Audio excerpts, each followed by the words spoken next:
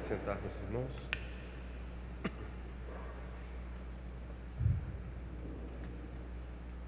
Antigamente esse domingo era chamado domingo dentro da oitava de Corpus Christi, mas com a reforma de João 23,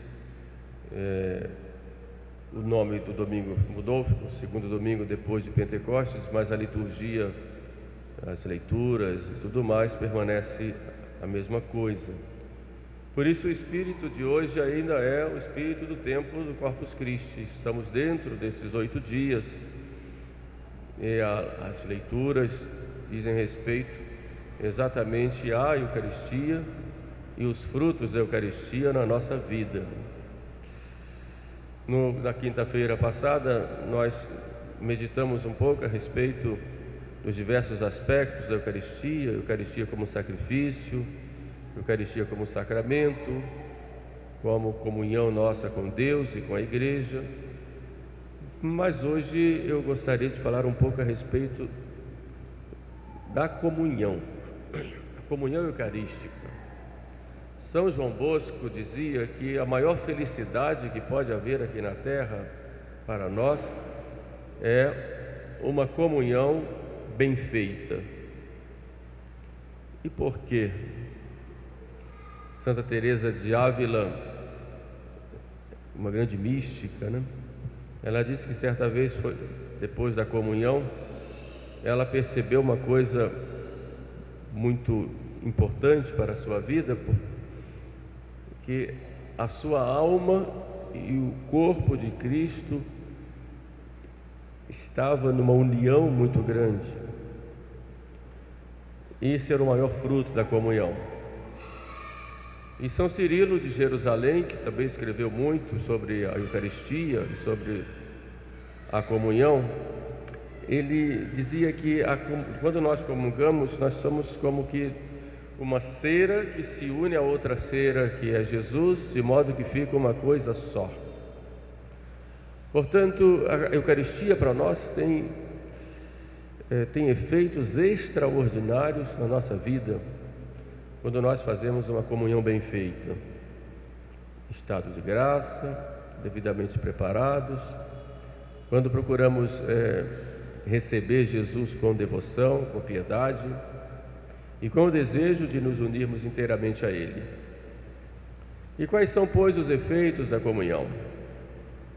Eu preparei 5 efeitos, dentre os vários, alguns principais, outros secundários, mas gostaria de falar com vocês hoje de 5 efeitos que ocorrem na nossa alma, com seus frutos, quando nós recebemos dignamente o sacramento da Eucaristia. O primeiro é uma união íntima com Cristo. Esse é o fruto principal. Nosso Senhor diz: aquele quem come a minha carne e bebe meu sangue, permanece em mim e eu nele. De modo que esse é o maior fruto. Há uma união real. Não é uma união simbólica e apenas espiritual. É mais do que isso. Há uma união da nossa alma com Jesus todo inteiro. Corpo, sangue, alma e divindade. É o corpo de Jesus em nós. O corpo de Jesus ressuscitado. Mas está ali Jesus todo inteiro. E ocorre na nossa alma, dizem os santos, que o contrário do que ocorre quando nós nos alimentamos do alimento comum. Porque no alimento comum, o alimento desaparece e se transforma em nós. Quando nós recebemos a Eucaristia, nós desaparecemos e nos transformamos em Jesus. Nós somos como que deificados. Nós mergulhamos em Jesus, nessa profundidade do amor, e nós somos transformados nele. O permanece em mim e eu nele, a ponto de nós nos tornarmos como que outros Cristos. Esse é o grande efeito e o grande fruto daquele que recebe a comunhão dignamente. O segundo fruto é que a Eucaristia apaga os pecados veniais e preserva dos pecados mortais. É claro que em estado de pecado mortal ninguém pode comungar, porque não está na graça de Deus, está na inimizade com Deus. Então é preciso primeiro se reconciliar, né? Mas às vezes o demônio coloca certos escrúpulos nas almas que impedem as pessoas de irem à mesa eucarística por pecados leves. O demônio diz: você é indigno, você não pode, não vá, porque é claro que ele quer que se afaste da Eucaristia, porque afastando da Eucaristia não vai haver esta união íntima da alma com Jesus. Então ele coloca muitos escrúpulos. Precisa tomar muito cuidado nesse sentido, que muita gente se afasta da Eucaristia sem necessidade. Por outro lado, há aqueles que não têm o cuidado de irem à Eucaristia estando em estado de pecado mortal. E a diferença está que no pecado mortal comete-se uma falta grave, com pleno conhecimento, com pleno consentimento, desejando realmente pecar e fazendo uma escolha contrária ao próprio Deus. Isso é nisso que consiste o pecado mortal. Como diz Santo Tomás: aversio Deo, conversio criatura. A aversão de Deus, deixa Deus e se converte, se volta para a criatura como o seu Deus, ou para aquele momento como o seu Deus. Aí há uma ruptura da alma com Deus. Então é preciso se reconciliar com Ele para estar na graça, e essa reconciliação é normalmente feita pelo sacramento da confissão. Mas há pecados veniais, os pecados mais leves, e a pessoa não pode ser impedida de comungar nesse sentido e deve ir receber Jesus, porque a comunhão em si ela já perdoa esses pecados leves, como diz nosso Senhor: in remissione peccatorum, né? Derramado por vós para a remissão dos pecados. São Francisco de Sales dizia que duas qualidades de pessoas devem comungar: os santos para se tornarem mais santos, e os pecadores para se converterem e se tornarem santos. Tirando evidentemente a questão do pecado mortal, como expliquei, mas é importante que todos busquem o sacramento da Eucaristia para se santificarem. O sacramento da Eucaristia não é para um troféu para aqueles que já são santos, mas é para nos santificar, para nos unir de modo mais íntimo e eficaz a nosso Senhor Jesus Cristo. Porque esse sacramento ele faz os santos. É o fogo do amor de Cristo, o próprio Cristo que vem ali para santificar. Como Cristo, aquela samaritana: dá-me de beber, e Ele nos dá essa água viva. Como Cristo, na casa de Pedro, cura a sogra de Pedro, e diz São Gregório, Ele cura ali a nossa febre na Eucaristia, nossa febre. De modo que a Eucaristia ela já nos santifica, porque ali nós temos o próprio Cristo. Um terceiro efeito da Eucaristia é que nos fortalece na caridade. Aliás, voltando antes, o sacramento da Eucaristia também preserva dos pecados mortais. Quando a gente comunga frequentemente, dificilmente se cai no pecado mortal. Enquanto se cai, se levanta logo. Daí a importância, a necessidade de comungar frequentemente. Terceiro, a Eucaristia, a comunhão bem feita, ela nos fortalece na caridade, porque a Eucaristia é o sacramento da caridade, sacramentum caritatis. Recebemos Jesus, que no dom máximo de si mesmo, Ele, não satisfeito em se dar na cruz para o perdão dos nossos pecados, Ele se dá a nós em alimento. E Ele dando-se a nós é o seu maior dom. E esse dom é o dom do amor dele. Por isso a Eucaristia, ela incendeia o nosso coração. Coloca-se um fogo dentro de nós. Houve um santo que, quando comungava, sentiu calor muito grande, um fogo dentro de si. Era coisa muito, muito forte. Esse fogo, evidentemente no caso dele era simbólico, mas ali estava o fogo do amor de Deus. É o fogo que nos abrasa no amor de Deus, transforma o nosso coração nesse amor. E esse amor que vai a Deus e vai ao próximo. Daí a importância da comunhão, porque a comunhão não é algo só intimista. Eu vou cuidar de viver esse amor Mas esse amor a Deus é um amor que se estende aos nossos irmãos. Ninguém pode dizer que vive a comunhão com Deus, que recebe Jesus Eucarístico, se guarda a mágoa do seu irmão. Por isso nosso Senhor é bem claro: se estiveres diante do altar para ofereceres o sacrifício, a oferta, e te lembrares de que o teu irmão tem contra ti alguma coisa, vai antes reconciliar-te com o teu irmão, depois vem fazer a tua oblação. Por isso entre nós não pode haver mágoas, dissensões.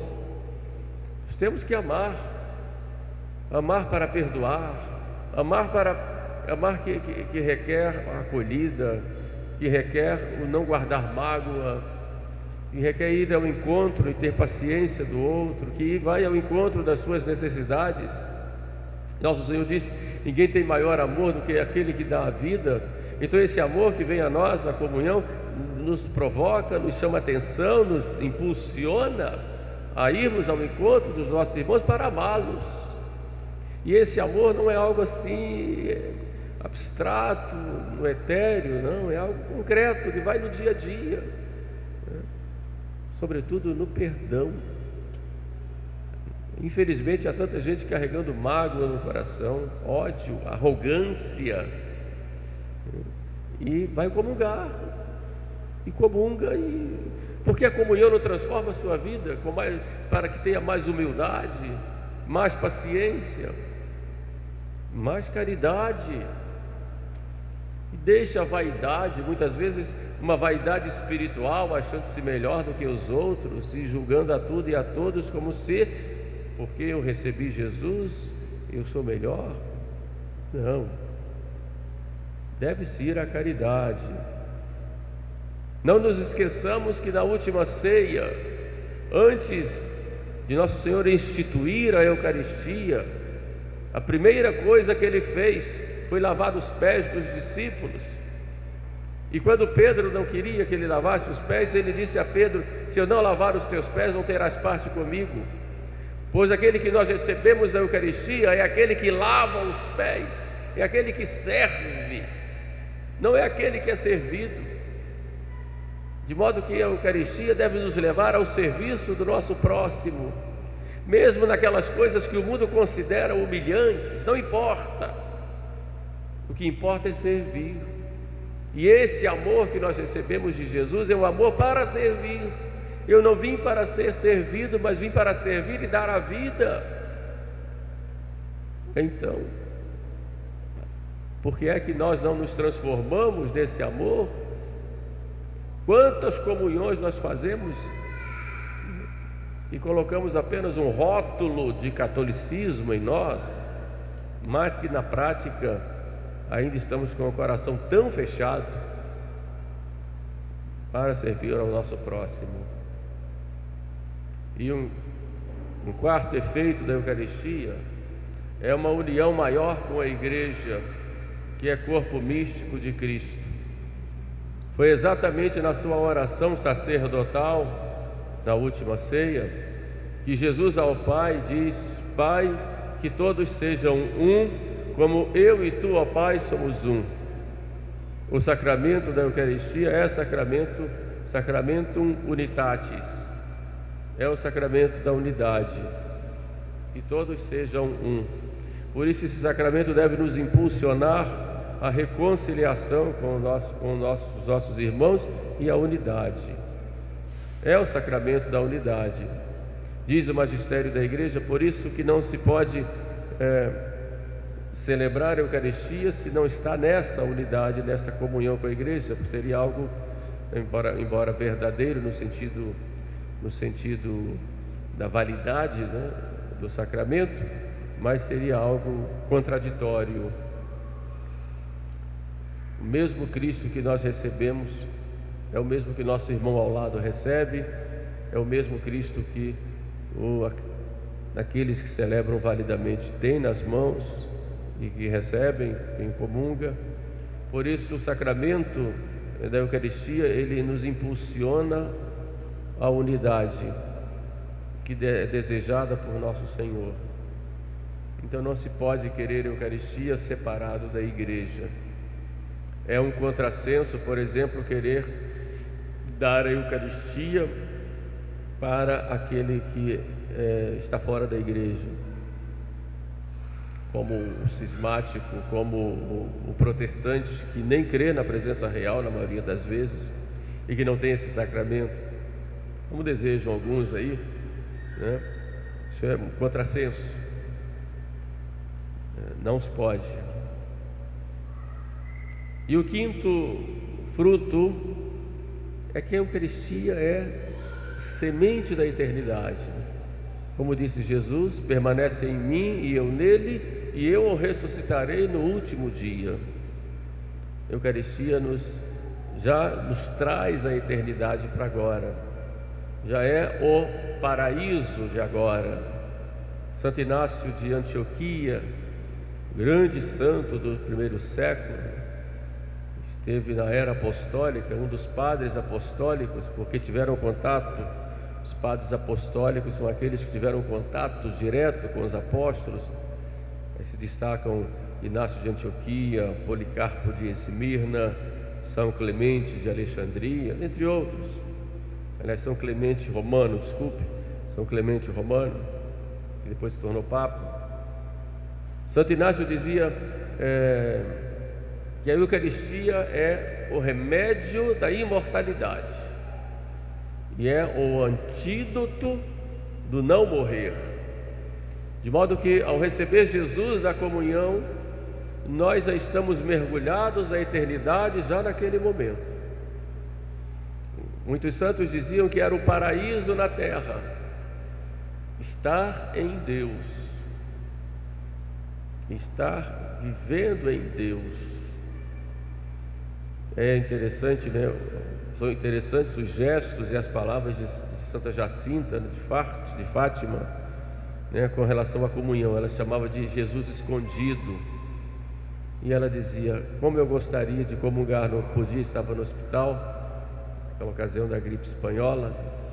E Lúcia certa vez foi visitá-la e ela disse: fica aqui pertinho de mim, você comungou, eu quero ficar perto de Jesus, né? Sentir esse calor, né, de Jesus. E o anjo de Fátima, quando apareceu aos 3 pastorinhos, deu a comunhão para eles, né? E na comunhão dizia que recebessem o corpo de Cristo, tão ofendido por tanta ingratidão. E Jacinta dizia: se no céu houvesse comunhão, eu iria comungar o tempo todo, né? Na verdade, a Eucaristia já nos coloca no paraíso, aqui na terra, né? E aí nós entendemos que Deus dá o dom para muitos santos do êxtase, né? Naquele momento, né? Até de modo visível. Um canto muito antigo nos resume tudo isto. Ó sacrum convivium in quo Christus sumitur, recollitur memoria passionis eius, mensi pletur gratiae et future gloria nobis pignus datur. Ó sagrado banquete, ó sagrado convívio nosso de Jesus na Eucaristia, no qual nós consumimos, comungamos o próprio Cristo. Recolhe-se aí o memorial da sua paixão. Nós nos enchemos da sua graça, porque vem Ele mesmo, e é para nós penhor, e já nos entrega a vida futura, isto é, a comunhão. Por isso vamos comungar frequentemente, preparar-se bem, depois da comunhão fazer uma boa ação de graças. As pessoas às vezes nos perguntam o que é fazer ação de graças, né? Eu costumo ensinar o método de Santo Inácio, né? Nos colóquios, nos exercícios espirituais. Fale com o nosso Senhor, fale com Ele, de um discípulo com seu mestre, de um amigo para um amigo, de um servo para seu Senhor. Converse, Ação de graças é isso. Conversar com o nosso Senhor que está ali naquele momento. Está ali. Então, voltando para o seu lugar no banco, fique ali quietinho, ou de joelhos, ou sentado, não importa, mas que tenha esse diálogo íntimo com o nosso Senhor. E vamos falar sobre o quê? O que é que um amigo fala para um amigo? Fala sobre si, fala do amigo. Os assuntos em comum, dos seus pensamentos, dos assuntos, né? Conversa normalmente. Aquilo que interessa para os dois. Então, conversar com o nosso Senhor, né? Estar atento às inspirações dele, que ele faz naquele momento, e manter com o nosso Senhor aquele colóquio, e aí vai se encher cada vez mais desse amor. E se não quiser dizer nada, faça como aquele pobrezinho senhor de Ars, que quando olhava o sacrário dizia: eu olho para ele, ele olha para mim. O que o nosso Senhor quer? Nosso amor. Basta isso. Peça perdão, ofereça a comunhão pelas pessoas, fale, né, para nosso Senhor dos interesses dele no mundo, na sua vida, na igreja. Afinal, ação de graças, né? Como dizem os santos, nós precisaríamos de uma eternidade, né? Tão grande é a Eucaristia para nós. Então vamos aproveitar, né, nessa semana, é uma chamada Semana Eucarística, né? A 8ª de Corpus Christi. Vamos pensar um pouquinho mais de como é que nós estamos comungando e como é que nós podemos melhorar, né, o nosso modo de comungar, de receber Jesus. Louvado seja nosso Senhor Jesus Cristo.